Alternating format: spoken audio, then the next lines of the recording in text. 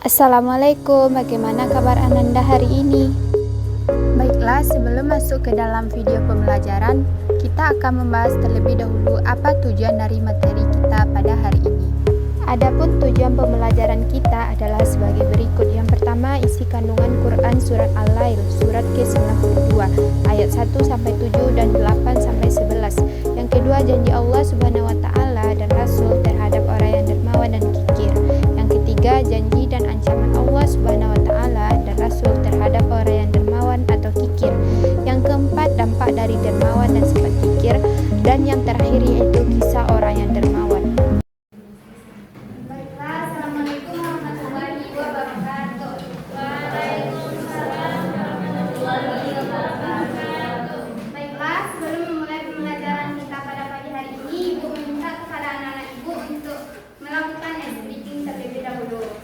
Gerakannya yang pertama itu mata, telinga, mengingat, terus fokus. Nah, gerakannya itu tepuk tangannya 2 kali anak-anak. Ayo kita simulasi. Tepuk fokus, melihat, mendengar, mengingat, fokus. Ayo sampai kompak ya anak-anak ibu. Ya. Tepuk fokus, melihat, mendengar, mengingat, fokus. Nah, terima kasih atas partisipasinya anak-anak ibu. Selanjutnya, segala puji bagi Allah Subhanahu wa taala yang telah semoga senantiasa tercurah kepada junjungan kita Nabi Muhammad SAW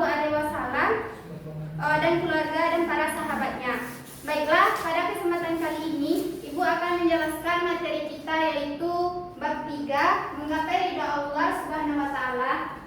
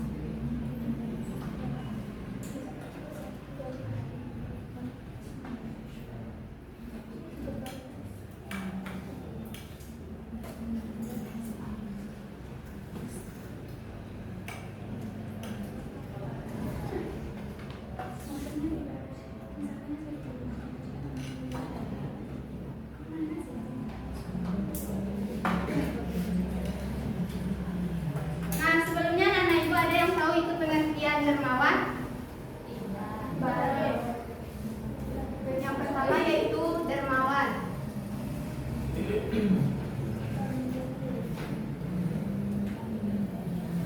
Dermawan adalah orang yang suka berbagi ilmu, harta maupun waktu. Kata kuncinya di sini ilmu, harta, dan waktu.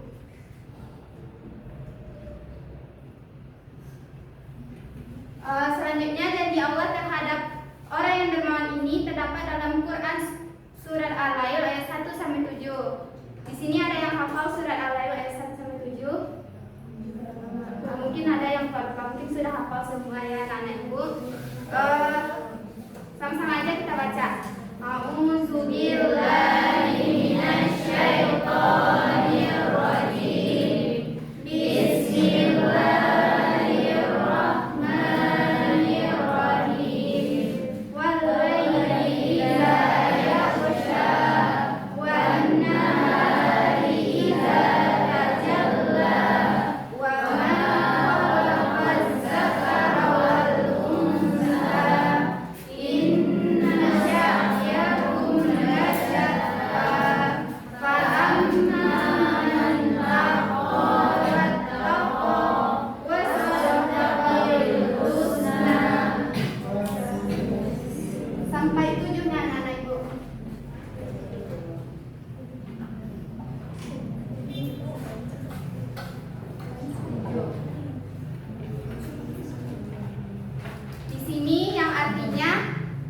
demi malam apabila menutupi cahaya siang, dan siang apabila terang benderang, dan penciptaan laki-laki dan perempuan.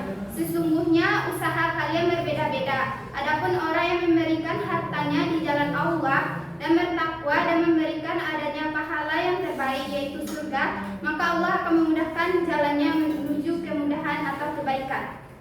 Adapun janji Allah Subhanahu wa Ta'ala dan Rasulnya terhadap orang yang dermawan, yaitu yang pertama,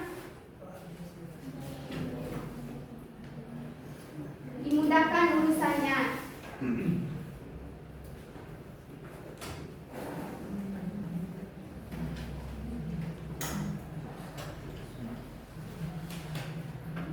Allah akan membuat segala urusan orang yang dermawan ringan dan diberkahi. Dan yang kedua yaitu ditambah rezekinya, seperti janji Allah dalam hadis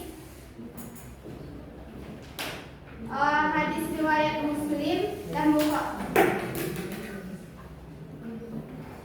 Hadis riwayat Muslim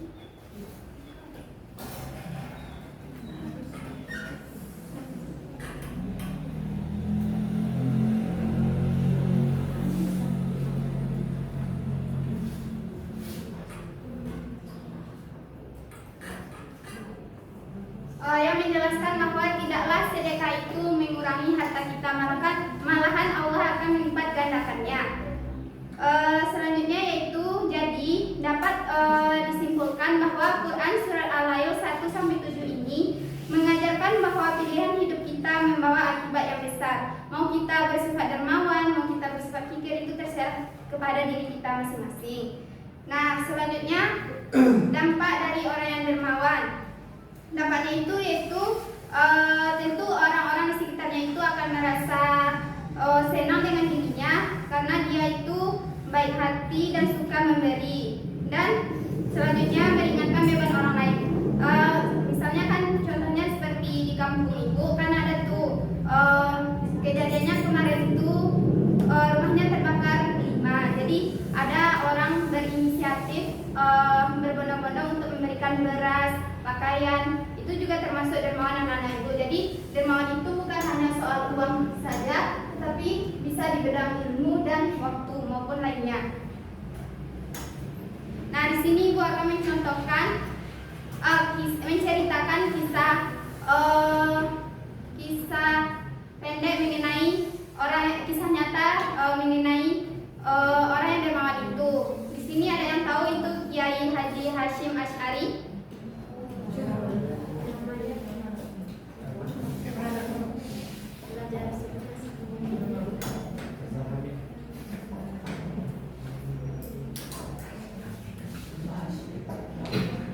Kiai Haji Hashim Asy'ari ini adalah tokoh pendiri Nahdlatul Ulama. Ia bukan hanya berdagang, tetapi ia juga mengajar di pondok pesantren Tebu Ireng.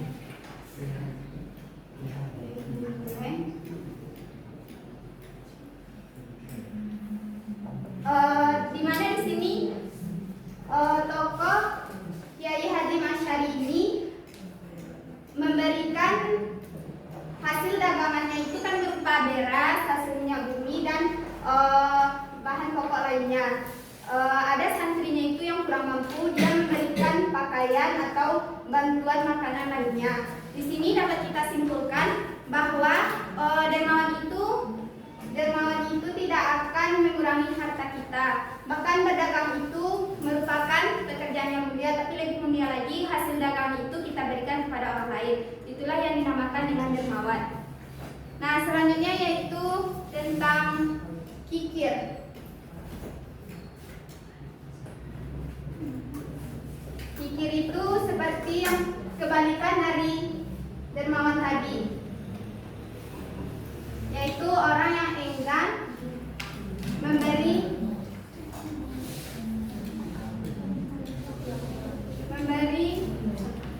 harta, ilmu, dan waktunya kepada orang lain. Sifat kikir dan makin ini tidak baik kita terapkan dalam kehidupan sehari-hari karena dapat merusak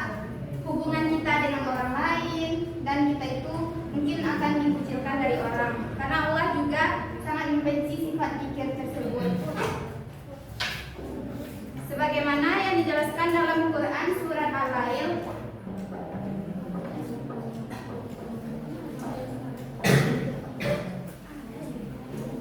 sampai 11. A'udzu billahi minasyaitonir rajim. Bismillahirrahmanirrahim. Wa amman man bakhila wastaghna wa kadzdzaba bil husna fasanuyassiruhu lil usra wa ma yughni anhu maluhu idza taradda. Artinya, adapun orang yang kikir dan merasa dirinya cukup serta mendustakan pahala yang terbaik, maka kami akan mudahkan baginya jalan menuju kesulitan dan hartanya tidak berguna baginya apabila ia telah binasa. Ancaman Allah dalam Quran surat Al-Lail ini yang pertama yaitu Allah hartanya tidak berguna saat meninggal.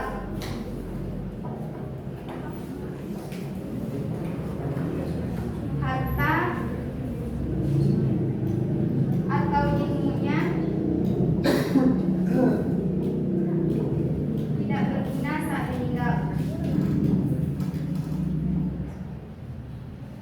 Karena ilmu yang bermanfaat itu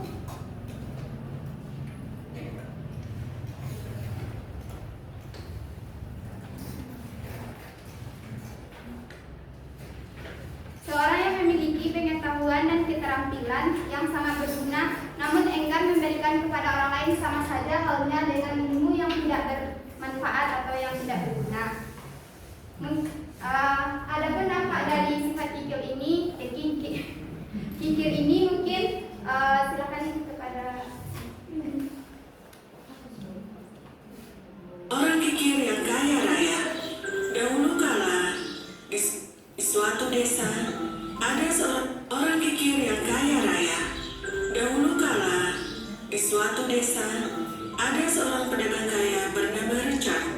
Dia memiliki ladang dan dia menjual gandum dan juga sayuran. Begitu bagus bisnisnya sehingga ia menjadi seorang jutawan. Orang berpikir bahwa ia hidup mewah dan megah.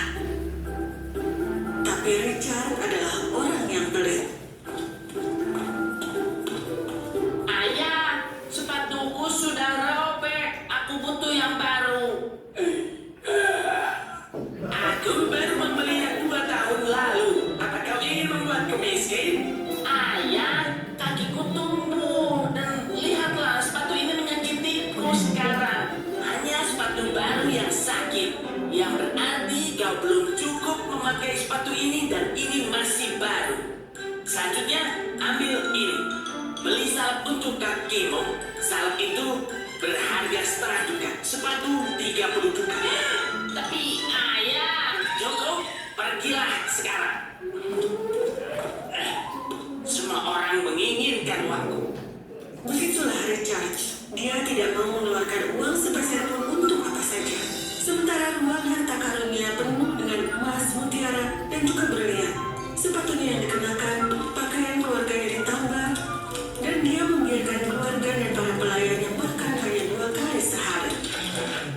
Suatu hari, Richard sedang berjalan di pasar, membuat para pelayannya membawa sekarung gandum penuh. Dia tidak akan menyewa kereta untuk mereka. Dia melewati toko roti. Tukang roti baru saja selesai membuat kue coklat segar yang besar.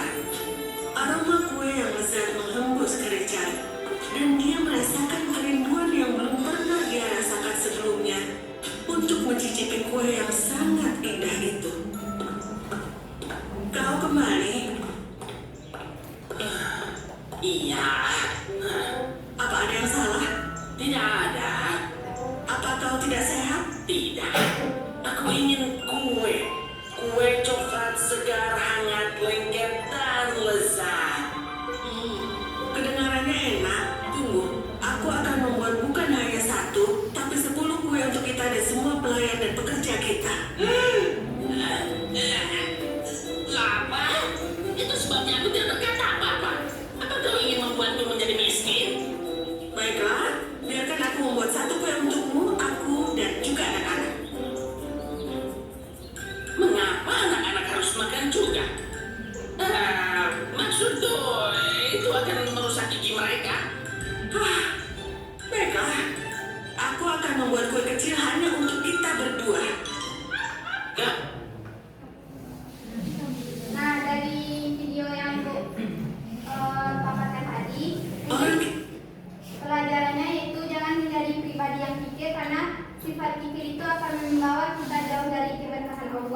Percayalah bahwa setiap kebaikan yang kita keluarkan walaupun sedikit akan dilipat gandakan oleh Allah.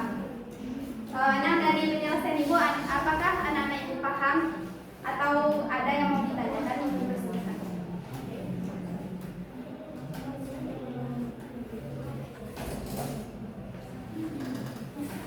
Jika tidak ada Ibu yang bertanya ya, yang menjawab pertanyaan Ibu akan Ibu kasih reward.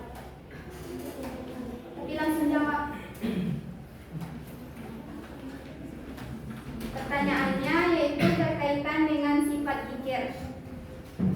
Dari sifat kikir yang Ibu jelaskan tadi, mungkin anak-anak Ibu pernah melihat orang yang memiliki sifat kikir tersebut. Terus pelajaran apa yang dapat anak-anak Ibu ambil dan bagaimana cara anak-anak Ibu agar terhindar dari sifat kikir tersebut? Sekali lagi Ibu ulangi, pertanyaan Ibu terkait dengan sifat kikir, yaitu poinnya pelajaran apa yang dapat anak-anak ambil dari sifat kikir itu dan bagaimana cara anak-anak Ibu agar terhindar dari sifat kikir tersebut. Jangan tuh anak-anak. Jika tidak ada itu kita jadikan PR saja ya. Mungkin hanya itulah penjelasan Ibu, semoga bermanfaat.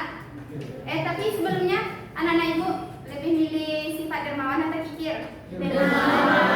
Alasannya?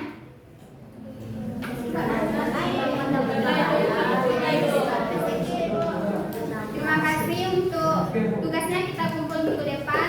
Assalamualaikum warahmatullahi wabarakatuh.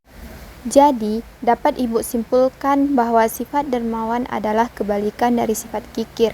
Sebagai seorang muslim, kita semua diwajibkan untuk menjauhi kikir dan lebih mengutamakan sifat dermawan untuk meraih keberkahan dunia dan akhirat.